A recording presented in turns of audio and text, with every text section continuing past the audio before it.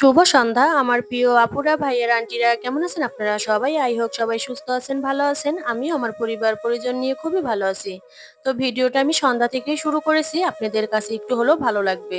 তো আমি কিন্তু সন্ধ্যাবেলা চা নাস্তা খেয়ে নিয়েছি, আপনাদের ভাইয়াও অফিস থেকে এসে পড়েছে। তো চিন্তা করলাম যে রাত্রে রান্না নেই, তো আমি এই কাজগুলো করে নিতে পারবো।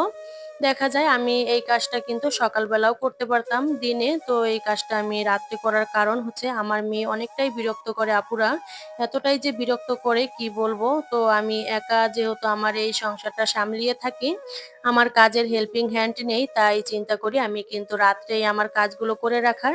আমি বেশিরভাগ সময় কিন্তু আমি এই রাত্রে কাজগুলো করে থাকি, আর আমার শরীর যদি ভালো থাকে তাহলে আমি রাত্রে করে রাখার চেষ্টা করি আমার সংসারের কাজগুলো।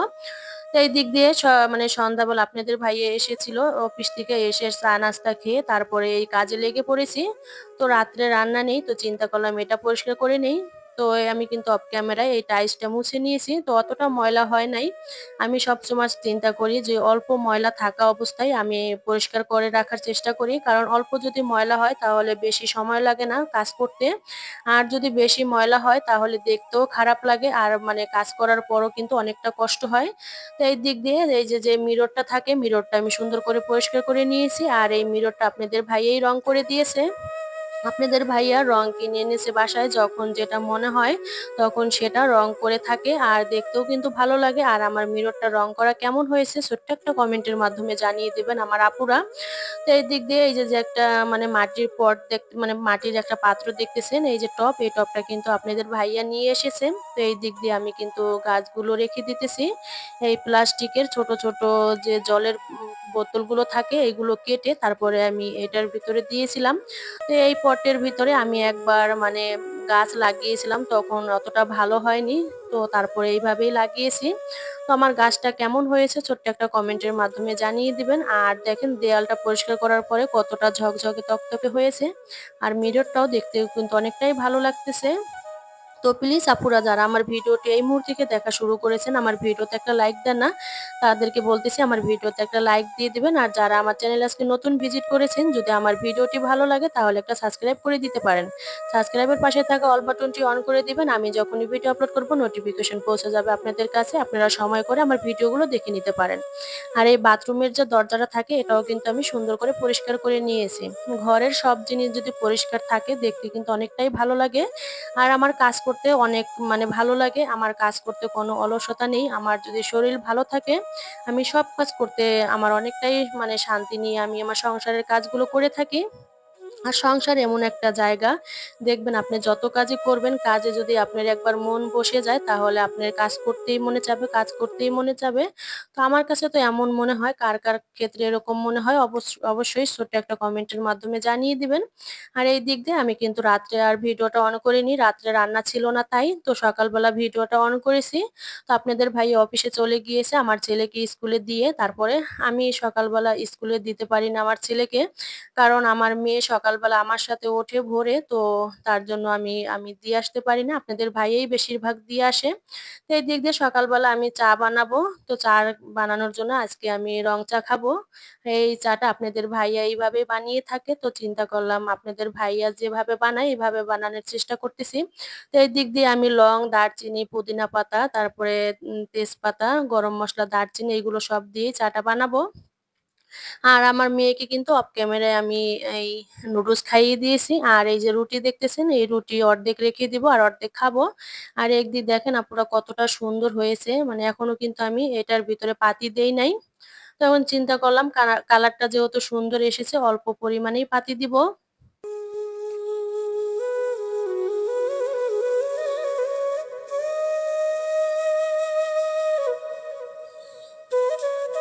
তো আমার পাতিটা দিয়ে দিয়েছি, এখন চাপাতিটা দিয়ে দিয়েছি, এখন সুন্দর করে জাল করে নিব। দুধ চা কিংবা রং চা যেটাই আপনি বানান না কেন, যদি একটু জালটা বেশি হয় তাহলে খেতে কিন্তু ভালো লাগে। তো আমার কিন্তু চাটা কিন্তু চুলায় আছে। আর দেখেন আমি রান্নাঘরের কাজটা কিন্তু রাত্রে করে রাখার চেষ্টা করি। রাত্রে যদি কাজটা করে রাখা হয় তাহলে সকালটা কিন্তু অনেকটাই ভালো হয়, আর মানে কাজটাও অনেকটা এগিয়ে যায়। তো এই দিক দিয়ে আমি ঘরে চা নিয়ে এসে এখন আমি চাটা খেয়ে নিব। আর মেয়েকে কিন্তু খাইয়ে দিয়েছি, মেয়ে খেলা করতেছে আর ছেলে ছেলে এখনো স্কুল থেকে আসে নাই। তো ছেলে আসতে, আসতে প্রায় 11:30টার মতো 11টার মতো বাজে। তো এই দিক দিয়ে দেখেন আমি কিন্তু চা খেয়ে আমি সংসারের কাজে লেগে পড়েছি। এই কাপড়গুলো ধুয়ে রেখেছিলাম আরো ১ দিন আগে। তো এই কাপড়গুলো শুকাতে, শুকাতে প্রায় ১ দিন লেগেছে। কারণ ৩-৪ দিন যাবৎ অনেকটাই বৃষ্টি, তাই শুকাতে একটু দেরি হয়েছে। তো দেখেন সংসার এমন একটা জায়গা, আপনি যত কাজই করেন না কেন তারপরেও মনে হয় কাজ আপনার শেষ হয় না। আর আমার যেহেতু মানে হেল্পিং হ্যান্ড নেই, আমি একাই আমার কাজগুলো করে থাকি। তাই এই পার্ট বাই পার্ট আমার কাজগুলো করে রাখার চেষ্টা করি। আর কাজ আমি কখনোই মানে ফেলে রাখি না। দেখা যায় যদি কাজ একবার না করা হয় তাহলে শরীরে অলসতা ধরে। আর আমার শরীর যদি ভালো থাকে আপুরা, আমার কাজ করতে অনেকটাই ভালো লাগে। আমার কাজ করতে, করতে কখন যে আমার যে থাকে আরো কাজ থাকে সেটা করতে আমার অনেকটাই ভালো লাগে। তো এই দিক দিয়ে দেখেন আমি ঘরটা কিন্তু সুন্দর করে গুছিয়ে নিয়েছি। তো গুছিয়ে আর এখন দেখেন এই যে ২ টা বাবুই পাখির বাসা এনেছিল আপনাদের ভাইয়া। তো এটা মানে বারান্দায় ছিল। তো চিন্তা করলাম এটা ঘরে নিয়ে আসি। অনেকদিন বৃষ্টি পড়তেছে মানে বারান্দায়। আর আমার বারান্দাটা এতটাই ছোট আপুরা কি বলবো, আমি একাও যেতে পারি না। আমার বারান্দাটা এত ছোট। তো এই দিক দিয়ে দেখেন আপনাদেরকে আমার এই গাছগুলো দেখিয়ে দিতেছি। বললাম না যে আমার ঘরের সব জায়গাতেই কিন্তু এই মানি প্লান্ট গাছ দিয়ে আমার ঘরটাকে সাজিয়ে নিয়েছি। আমার ঘরে কিন্তু তেমন কোনো নামি দামি ফার্নিচার নেই। আমি এই মানি প্লান্ট দিয়েই আমার এই ঘরটাকে সাজিয়ে নিয়েছি। তো এই দিক দিয়ে আমি কিন্তু ঘরের সব কাজ করে নিয়েছি। আমি কিচেনের কাজ সকালবেলা অতটা করা হয় না। আমি রাত্রে যেহেতু আমার কিচেনটা ডিপ ক্লিন করে পরিষ্কার করে রাখি প্রতিদিন। আর রান্না করার পরে আমার রান্নাঘরটা ওইভাবেই পরিষ্কার করে রাখি রাত্রে। তো এদিক দিয়ে আমি কিন্তু অফ ক্যামেরায় চলে গিয়েছিলাম খরগোশের জন্য ঘাস আনতে। তো ঘাস কিন্তু নিয়ে এসেছি। আপনাদের ভাইয়া ফোন দিয়ে বলেছিল যে কিছুটা ঘাস এনে দেওয়ার জন্য, খরগোশটা মানে খাবে তাই। তো এদিক দিয়ে আমি কিন্তু খরগোশের জন্য দেখেন কলমি শাক আর হচ্ছে গেল এই জায়গায় তেলাকুচা শাকের পাতা এইগুলো খরগোশে খেয়ে থাকে। তাই আমি খরগোশটাকে দিয়ে দিব। আর এই খরগোশ ৪ টা বাচ্চা হয়েছিল। তো আপনাদেরকে দেখিয়েছিলাম একটা ভিডিওতে। এই বাচ্চাগুলো কিন্তু খেয়ে ফেলছে বিড়ালে। তো সে কিন্তু এখন একা হয়ে গিয়েছে। আর এই দিক দিয়ে দেখেন চলে এসেছি আমি ছাদে। ছাদ থেকে কিছুটা পুঁইশাক নিবো। আর এই পুঁইশাক গাছ থেকে কয়েকবার আমি পুঁইশাক খেয়েছি। এটা কিন্তু সার ছাড়া অনেকটাই ভালো লাগে। যেটাই রান্না করো সেটাই কিন্তু ভালো লাগে খেতে। আর এই দিকে দেখেন এই যে আমার জবা ফুল গাছটা দেখতেছেন, এই জবা ফুল গাছটা আপনাদের ভাইয়া এনেছিল ৫০ টাকা দিয়ে। তো মানে এনেছিল, আনার পরে এতটা ছোট ছিল, আমার বারান্দায় ছিল। তো বারান্দায় পর্যাপ্ত পরিমাণ আলো বাতাস না পাওয়ার কারণে গাছটা অনেকটাই ছোট হয়েছিল আর ফুলও হয় নাই। তো চিন্তা করলাম যে ছাদে নিয়ে আসি। তো ছাদে আনার পরে দেখেন কয়েকদিন পর এতটা ফুল হয়েছে। আর এই ফুলের একটা সমস্যা কি আপুরা জানেন? মানে একদিন পুরা থাকে না, তার আগে এই ফুলগুলো কেমন শুকিয়ে যায়। আর এই ফুলগুলো দেখতে এতটাই ভালো লাগে। আমার উপরে যারা ভাবিরা থাকে পাশে বিল্ডিং এ, তারা কিন্তু সবসময় আমার এই গাছটার প্রশংসা করে যে এত সুন্দর ফুল গাছ আপনি কই থেকে আনছেন। তো আমি বললাম আপনাদের ভাইয়া এনেছে। তো এইদিকে দেখেন ওটা কিন্তু একটা থাই জবা ফুল গাছ বলে। তো কয়েকদিন এতটাই বৃষ্টি পড়তেছে, তো এখনো দেখেন আবার বৃষ্টি পড়তেছে। আমি ছাদ থেকে আসতে না আসতে আবারও বৃষ্টি শুরু হয়ে গেছে। তো এই দিক দিয়ে আমি ঘরের মানে এটা খুলে দিলাম, দরজাটা খুলে বারান্দার। এখন আমি ঘরটা পরিষ্কার করে নিব। আমি যখনই ঘরটা মানে পরিষ্কার করে থাকি, মুছে থাকি, তখনই কিন্তু আমি হাত দিয়ে মুছে থাকি। হাত দিয়ে যদি ঘর মোছা হয় তাহলে অনেকটাই সুন্দর মানে পরিষ্কার হয়। আর চিপা-চাপা যত ময়লা থাকে সেটা কিন্তু সুন্দর মতো পরিষ্কার হয়ে আসে। তো আমি কিন্তু ঘরটা সুন্দর করে পরিষ্কার করে নিয়েছি। ঘর হচ্ছে একটা শান্তির জায়গা। ঘর যদি এলোমেলো থাকে তাহলে দেখতে কিন্তু ভালো লাগে না। আর দেখেন আমার মেয়ে দেয়ালগুলো দাগিয়ে কি করেছে, ছোট বাচ্চা থাকলে এমনই হয়।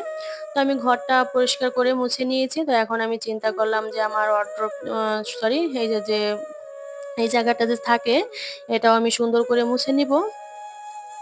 তো আমি আমার ২ টা রুম আর এই ডাইনিং রুম এটা আমি সবসময় কিন্তু হাত দিয়ে পরিষ্কার করে রাখার চেষ্টা করি। তো আমি কিন্তু পরিষ্কার করা হয়ে গিয়েছে। চলে এসেছি রান্না করার জন্য। এই জায়গাতে আমি শুকনা মরিচ আর ধনিয়া জিরা বেটে নিব। আর এই যে বললাম না যে পুঁইশাক আর একটা পাতা, এই পাতাটা বড়া বানাতে চেয়েছিলাম। তো দোকানে গিয়েছিলাম। আমি দোকানে গিয়ে কিন্তু বেসন পাইনি। ২ টা দোকানে গিয়েছি, ২ দোকানের ১ দোকানেই বেসন ছিল না।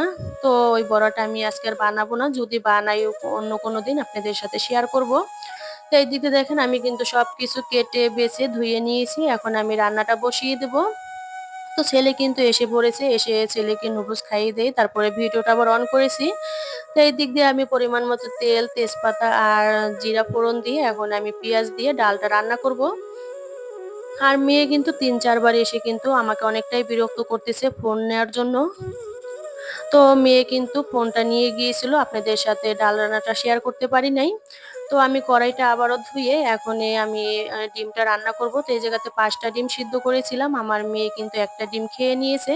আর আমার মেয়ের কাছে ডিমটা কিন্তু অনেকটাই পছন্দ আপুরা। আর আমার মেয়ে ডিমের কুসুম খাবে না, শুধু সাদা অংশ যেটা সেটা খাবে। তো এদিক দিয়ে আমি কিন্তু ডিমটা ভেজে নিয়েছি ওই তেলের ভিতরে। আমি আবারও আলুটা ভেজে নিব। এই আলুটা আমার ফ্রিজেই ছিল সিদ্ধ করা। তো চিন্তা করলাম যদি থাকে তাহলে মানে ফেলানো যাবে। তো না ফেলে দিয়ে রান্না করে ফেলি ডিমের সাথে। খেতে ভালো লাগবে। তো ওই তেলের ভিতরে আমি তেজপাতা, লং আর হচ্ছে গেল এলাচ। এই এলাচটা আমি একটু করে দিয়েছি, ছিঁড়ে দিয়েছি। ঘ্রাণটা সুন্দর আসবে। তো একটু ভাজা, ভাজা করে নেওয়ার পরে আমি এই জায়গাতে জিরা দিয়ে দিয়েছি। আমি যেভাবে রান্না করি সেভাবেই আপনাদের সাথে শেয়ার করতেছি আপুরা, প্লিজ কিছু মনে করবেন না। আর আমার কথা যদি ভুল হয়ে থাকে অবশ্যই ক্ষমা শূন্য দৃষ্টিতে দেখবেন আপনাদের ছোট বোন হিসাবে। তো এই দিক দিয়ে দেখেন আমি কিন্তু পেঁয়াজ দিয়ে একটু ভাজা, ভাজা করে নিয়েছি। এখন লবণ আর হলুদ দিয়ে আর একটু সময় ভেজে নেওয়ার পরে এখন জল দিয়ে দেব। এখনো কিন্তু আমি মানে কোনো মসলা দেই নাই। এই পেঁয়াজটা একটু নরম হয়ে আসার পরে আমি সব মসলাগুলো দিয়ে দিব। তো এখন নেড়ে-চেড়ে ঢাকনা দিয়ে ঢেকে দিব। আর এই দিক দিয়ে দেখেন আপনাদের ভাইয়া জিরা নিয়ে এসেছিল। এই জিরাগুলো আমি এই মানে কড়াইতে দিয়ে তারপরে একটু টেলে নিব। দেখা যায় কয়েকদিন অনেকটাই বৃষ্টি পড়তেছে আর রোদটাও নেই। তো চিন্তা করলাম যে গ্যাসের লো হিটে দিয়ে তারপরে জিরাগুলো একটু টেলে নেই। অনেকদিন ভালো থাকবে। তো এই দিক দিয়ে দেখেন আমি কিন্তু পেঁয়াজটা একটু ভালো করে একটু খুন্তির সাহায্যে একটু নেড়ে-চেড়ে তারপরে এই জায়গাতে ধনিয়া, জিরা, শুকনা মরিচ এইগুলো বেটেই তারপরে আমি ডিমটা রান্না করব। আমি যখনই ডিম তারপরে মাছ, মাংস রান্না করি আমি সবসময় কিন্তু শিলপাটায় বেটে রান্না করার চেষ্টা করি। শিলপাটায় যদি মসলা বেটে তরকারি রান্না করা হয়, দেখতেও ভালো লাগে আর খেতেও কিন্তু ভালো লাগে। তো এদিক দিয়ে আমি আলু আর ডিম দিয়ে ভালো করে একটু কষিয়ে নিব। দেখবেন মসলা দিয়ে তরকারি যত বেশি কষাবেন খেতে কিন্তু ততটাই ভালো লাগবে। তো আমি বারবার কিন্তু ঢেকে নেড়ে-চেড়ে তারপরে রান্নাটা করে নেব।